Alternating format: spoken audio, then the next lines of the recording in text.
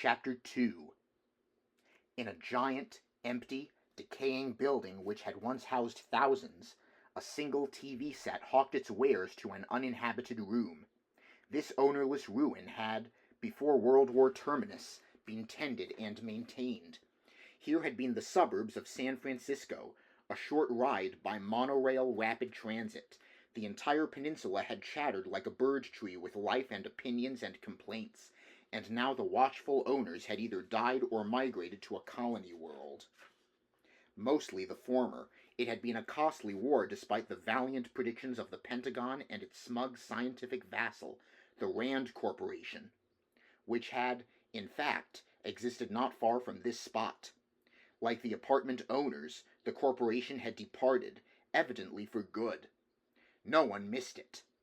In addition, no one today remembered why the war had come about, or who, if anyone, had won. The dust which had contaminated most of the planet's surface had originated in no country, and no one, even the wartime enemy, had planned on it. First, strangely, the owls had died. At the time it had seemed almost funny, the fat, fluffy white birds lying here and there, in yards and on streets, coming out no earlier than twilight, as they had while alive. The owls escaped notice. Medieval plagues had manifested themselves in a similar way, in the form of many dead rats. This plague, however, had descended from above. After the owls, of course, the other birds followed, but by then the mystery had been grasped and understood. A meager colonization program had been underway before the war, but now that the sun had ceased to shine on Earth, the colonization entered an entirely new phase. In connection with this, a weapon of war, the synthetic freedom fighter, had been modified, able to function on an alien world, the humanoid robot. Strictly speaking, the organic android had become the mobile donkey engine of the colonization program. Under UN law, each emigrant automatically received possession of an android subtype of his choice, and by 2019, the variety of subtypes passed all understanding, in the manner of American automobiles of the 1960s. That had been the ultimate incentive of emigration, the android servant as carrot, the radioactive fallout as stick. The UN had made it easy to emigrate, difficult if not impossible to stay. Loitering on Earth potentially meant finding oneself abruptly classed as biologically unacceptable, a menace to the pristine heredity of the race. Once pegged as special, a citizen, even if accepting sterilization, dropped out of history. He ceased, in effect, to be part of mankind. And yet persons here and there declined to migrate. That, even to those involved, constituted a perplexing irrationality. Logically, every regular should have emigrated already. Perhaps, deformed as it was, Earth remained familiar, to be clung to, or possibly the non-emigrant imagined that the tent of dust would deplete itself finally. In any case, thousands of individuals remained, most of them constellated in urban areas where they could physically see one another, take heart at their mutual presence. Those appeared to be the relatively sane ones, and, in dubious addition to them, occasional peculiar entities remained in the virtually abandoned suburbs. John Isidore, being yammered at by the television set in his living room as he shaved in the bathroom, was one of them. He simply had wandered to this spot in the early days following the war. In those evil times no one had known, really, what they were doing. Populations, detached by the war, had roamed, squatted temporarily at first one region and then another. Back then the fallout had been sporadic and highly variable. Some states had been nearly free of it. Others became saturated. The displaced populations moved as the dust moved. The peninsula south of San Francisco had been at first dust-free, and a great body of persons had responded by taking up residence there. When the dust arrived, some had died and the rest had departed. J.R. Isidore remained. The TV set shouted, "Duplicates the halcyon days of the pre-Civil War Southern states, either as body servants or tireless field hands The custom-tailored humanoid robot, designed specifically for your unique needs and for you and you alone, given to you on your arrival absolutely free, equipped fully, as specified by you before your departure from Earth. This loyal, trouble-free companion in the greatest, boldest adventure contrived by man in modern history will provide... It continued on and on. I wonder if I'm late for work, Isidore wondered as he scraped. He did not own a working clock. Generally, he depended on the TV for time signals, but today was Interspace Horizons Day, evidently. Anyhow, the TV channel claimed this to be the 5th or 6th anniversary of the founding of New America, the chief U.S. settlement on Mars. And his TV set, being partly broken, picked up only the channel which had been nationalized during the war and still remained so, the government in Washington, with its colonization program, constituted the sole sponsor which Isidore found himself forced to listen to. "Let's hear from Mrs. Maggie Klugman," the TV announcer suggested to John Isidore, who wanted only to know the time. A recent immigrant to Mars, Mrs. Klugman, in an interview taped live in New York, had this to say. "Mrs. Klugman, how would you contrast your life back on contaminated Earth with your new life here in a world rich with every imaginable possibility?" A pause, and then a tired, dry, middle-aged, female voice said, "I think what I and my family of 3 noticed most was the dignity." "The dignity, Mrs. Klugman?" the announcer asked. "Yes," Mrs. Klugman, now of New York, Mars, said. "It's a hard thing to explain. Having a servant you can depend on in these troubled times, I find it reassuring." "Back on Earth, Mrs. Klugman, in the old days, did you also worry about finding yourself classified as a special?" "Oh, my husband and myself worried ourselves nearly to death. Of course, once we emigrated, that worry vanished, fortunately forever." To himself, John Isidore thought acidly. "And it's gone away for me, too, without my having to emigrate." He had been a special now for over a year, and not merely in regard to the distorted genes which he carried. Worse still, he had failed to pass the minimum mental faculties test, which made him in popular parlance a chickenhead.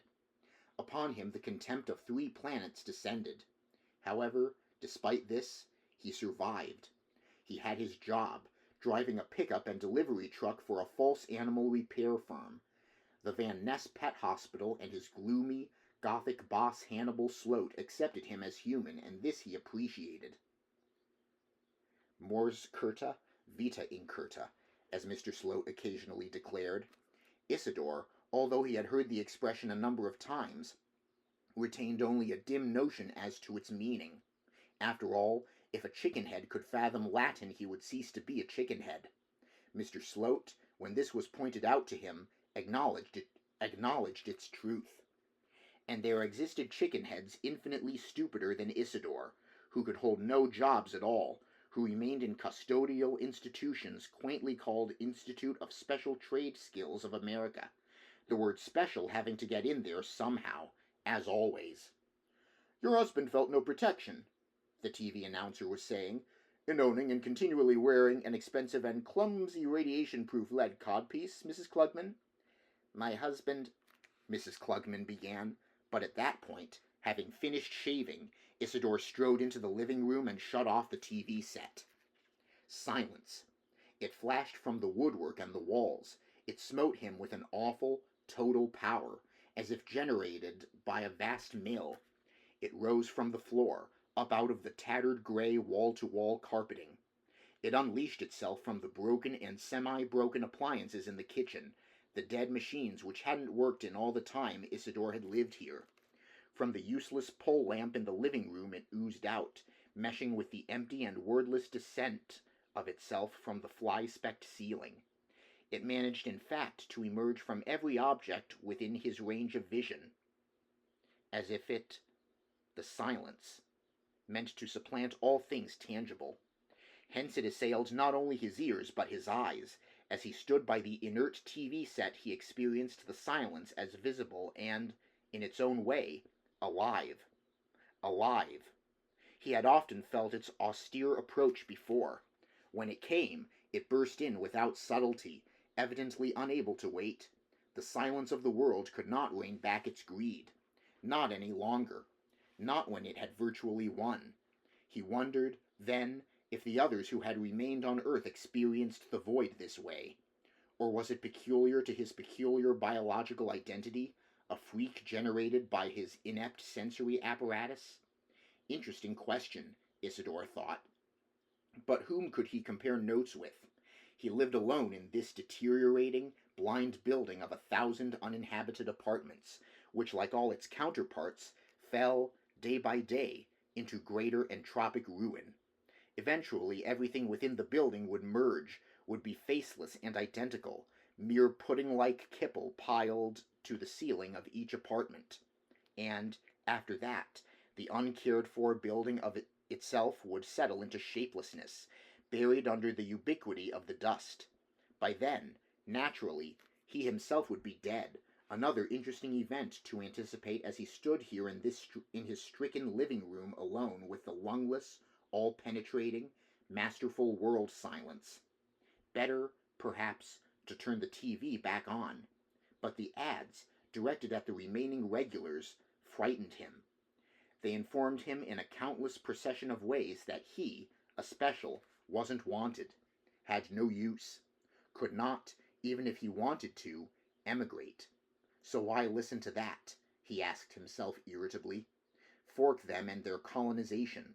I hope a war gets started there. After all, it theoretically could. And they wind up like Earth. And everybody who emigrated turns out to be special. Okay, he thought. I'm off to work. He reached for the doorknob that opened the way out into the unlit hall, then shrank back as he glimpsed the vacuity of the rest of the building. It lay in wait for him, out here, the force which he had felt busily penetrating his specific apartment. God, he thought, and reshut the door. He was not ready for the trip up those clanging stairs to the empty roof where he had no animal. The echo of himself ascending, the echo of nothing. Time to grasp the handles, he said to himself, and crossed the living room to the black empathy box. When he turned it on, the usual faint smell of negative ions surged from the power supply. He breathed in eagerly, already buoyed up. Then the cathode ray tube glowed like an imitation, feeble TV image. A collage formed, made of apparently random colors, trails, and configurations which, until the handles were grasped, amounted to nothing. So taking a deep breath to steady himself, he grasped the twin handles. The visual image congealed. He saw at once a famous landscape, the old, brown, barren ascent, with tufts of dried-out, bone-like weeds poking slantedly into a dim and sunless sky. One single figure, more or less human in form, toiled its way up the hillside, an elderly man wearing a dull, featureless robe, covering as meager as if it had been snatched from the hostile emptiness of the sky. The man, Wilbur Mercer, plodded ahead, and, as he clutched the handles, John Isidore gradually experienced a waning of the living room in which he stood. The dilapidated furniture and walls ebbed out, and he ceased to experience them at all. He found himself, instead, as always before, entering into the landscape of drab hill, drab sky. And at the same time he no longer witnessed the climb of the elderly man. His own feet now scraped, sought purchase among the familiar loose stones. He felt the same old painful, irregular roughness beneath his feet, and once again smelled the acrid haze of the sky. Not Earth sky, but that of some place alien, distant, and yet, by means of the empathy box, instantly available. He had crossed over in the usual perplexing fashion, physical merging, accompanied by mental and spiritual identification, with Wilbur Mercer had reoccurred, as it did for everyone who at this moment clutched the handles, either here on Earth or on one of the colony planets. He experienced them, the others, incorporated the babble of their thoughts, heard in his own brain the noise of their many individual existences. They, and he, cared about one thing. This fusion of their mentalities oriented their attention on the hill, the climb, the need to ascend. Step by step it evolved, so slowly as to be nearly imperceptible, but it was there. Higher, he thought as stones rattled downward under his feet. Today we are higher than yesterday, and tomorrow. He, the compound figure of Wilbur Mercer, glanced up to view the ascent ahead. Impossible to make out the end. Too far, but it would come. A rock, hurled at him, struck his arm. He felt the pain. He half turned and another rock sailed past him, missing him. It collided with the earth and the sound startled him. Who, he wondered, peering to see his tormentor? The old antagonists, manifesting themselves at the periphery of his vision. It, or they, had followed him all the way up the hill, and they would remain until at the top. He remembered the top, the sudden leveling of the hill, when the climb ceased and the other part of it began. How many times had he done this? The several times blurred, future and past blurred. What he had already experienced and what he would eventually experience blended so that nothing remained but the moment, the standing still and resting during which he rubbed the cut on his arm which the stone had left. God, he thought in weariness, in what way is this fair? Why am I up here alone like this, being tormented by something I can't even see? And then, within him, the mutual babble of everyone else in fusion broke the illusion of aloneness. You felt it, too, he thought. Yes, the voices answered. We got hit, on the left arm. It hurts like hell. Okay, he said. We better get started moving again. He resumed walking, and all of them accompanied him immediately. Once, he remembered, it had been different. Back before the curse had come, an earlier, happier part of life. They, his foster parents Frank and Cora Mercer, had found him floating on an inflated rubber air rescue raft off the coast of New England. Or had it been Mexico, near the port of Tampico? He did not now remember the circumstances. Childhood had been nice. He had loved all life, especially the animals, had in fact been able for a time to bring dead animals back as they had been. He lived with rabbits and bugs, wherever it was, either on Earth or a colony world. Now he had forgotten that, too. But he recalled the killers, because they had arrested him as a freak, more special than any of the other specials. And due to that, everything had changed. Local law prohibited the time reversal faculty by which the dead returned to life. They had spelled it out to him during his 16th year. He continued for another year to do it secretly, in the still remaining woods, but an old woman whom he had never seen or heard of had told. Without his parents' consent, they, the killers, had bombarded the unique nodule which had formed in his brain, had attacked it with radioactive cobalt, and this had plunged him into a different world, one whose existence he had never suspected. It had been a pit of corpses and dead bones, and he had struggled for years to get up from it. The donkey, and especially the toad, the creatures most important to him, had vanished, had become extinct. Only rotting fragments, an eyeless head here, part of a hand there, remained. At last a bird which had come there to die told him where he was. He had sunk down into the tomb world. He could not get out until the bones strewn around him grew back into living creatures. He had become joined to the metabolism of other lives, and until they rose he could not rise either. How long that part of the cycle had lasted he did not now know. Nothing had happened, generally, so it had been measureless. But at last the bones had regained flesh, the empty eye pits had filled up, and the new eyes had seen. While meantime the restored beaks and mouths had cackled, barked, and caterwauled. Possibly he had done it. Perhaps the extrasensory node of his brain had finally grown back. Or maybe he hadn't accomplished it. Very likely it could have been a natural process. Anyhow, he was no longer sinking. He had begun to ascend, along with the others. Long ago he had lost sight of them. He found himself evidently climbing alone. But they were there. They still accompanied him.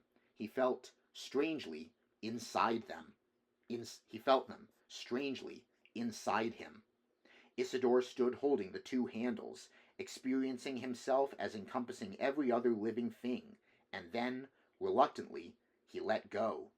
It had to end, as always, and anyhow his arm ached and bled where the rock had struck it. Releasing the handles, he examined his arm, then made his way unsteadily to the bathroom of his apartment to wash the cut off. This was not the first wound he had received while in fusion with Mercer, and it probably would not be the last. People, especially elderly ones, had died, particularly later on at the top of the hill when the torment began in earnest. I wonder if I can go through that part again, he said to himself as he swabbed the injury. Chance of cardiac arrest. Be better, he reflected, if I lived in town where those buildings have a doctor standing by with those electrospark machines.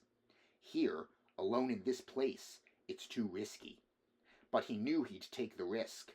He always had before, as did most people, even oldsters who were physically fragile. Using a Kleenex, he dried his damaged arm, and heard, muffled and far off, a TV set. It's someone else in this building, he thought wildly, unable to believe it. Not my TV. That's off, and I can feel the floor resonance. It's below, on another level entirely. I'm not alone here anymore, he realized. Another resident has moved in, taken one of the abandoned apartments, and close enough for me to hear him. Must be level 2 or level 3, certainly no deeper. Let's see, he thought rapidly. What do you do when a new resident moves in? Drop by and borrow something. Is that how it's done? He could not remember. This had never happened to him before, here or anywhere else. People moved out, people emigrated, but nobody ever moved in. You take them something, he decided, like a cup of water, or rather milk. Yes, it's milk or flour or maybe an egg. Or, specifically, those ersatz substitutes. Looking in his refrigerator, the compressor had long since ceased working. He found a dubious cube of margarine, and, with it, set off excitedly, his heart laboring for the level below. I have to keep calm, he realized. Not let him know I'm a chickenhead. If he finds out I'm a chickenhead, he won't talk to me. That's always the way it is for some reason. I wonder why. He hurried down the hall.